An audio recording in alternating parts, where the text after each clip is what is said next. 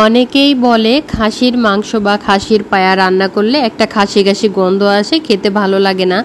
তো এইভাবে যদি রান্না করেন, একটু ঘুরিয়ে পেঁচিয়ে রান্না করলে কিন্তু মাংসটা বা পায়াটা খেতে কিন্তু অসম্ভব মজার হয়, আর কোনো রকম গন্ধও আসে না।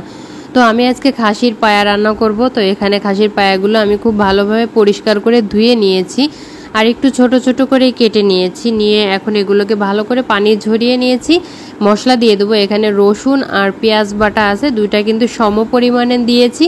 আর কিছুটা আদা কুচি দিয়েছি, আপনারা চাইলে কিন্তু আদা বাটাও দিতে পারবেন। এখানে দারুচিনি দিয়ে দিলাম, 1 চা চামচের মতো জিরা দিয়েছি, গরম মশলা দিয়েছি, তারপরে হলুদের গুঁড়া দিয়েছি, ঝালের গুঁড়া দিয়েছি। এগুলো পরিমাণ অনুযায়ী দিতে হবে। স্বাদ মতো লবণ দিয়েছি। এখন একটু সরিষার তেল দিয়ে, আপনারা চাইলে কিন্তু সয়াবিন তেলটাও ব্যবহার করতে পারবেন, তবে আমি সরিষার তেলটা পছন্দ করে বিধায় সরিষার তেলটাই দিলাম। সরিষার তেল দিলে কিন্তু একটু ভালো লাগে। তো যাই হোক, সব কিছু একসাথে ভালো করে মাখিয়ে নিয়েছি। এটা এখন 1 থেকে 2 ঘন্টার জন্য নর্মাল ফ্রিজে রেখে দেবো।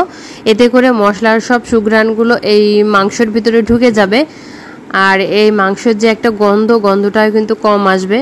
তো একটা কড়াইতে সামান্য করে পানি দিয়ে এখন ঢাকা দিয়ে ভালো করে কষিয়ে নেব। একটু ভাজা ভাজা করে কষাতে হবে, যাতে তেলটা উপরে উঠে আসে আর মশলাগুলো খুব সুন্দরভাবে ভাজা ভাজা হয়ে যায়।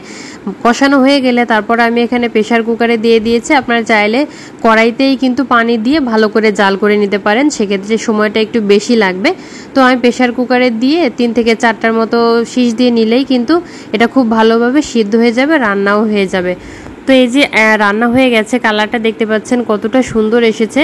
এটা খেতেও অনেক মজা ছিল, আর কোনো গন্ধও ছিল না। উপর থেকে পেঁয়াজ কুচি দিয়ে দিচ্ছি। আপনারা চাইলে পেঁয়াজের বেরেস্তা বা আদা কুচি, ধনিয়া পাতা কুচি সব কিছু দিয়ে পরিবেশন করতে পারেন। আমি যেহেতু আদা কুচিটা আগেই দিয়েছি তাই আর দিলাম না।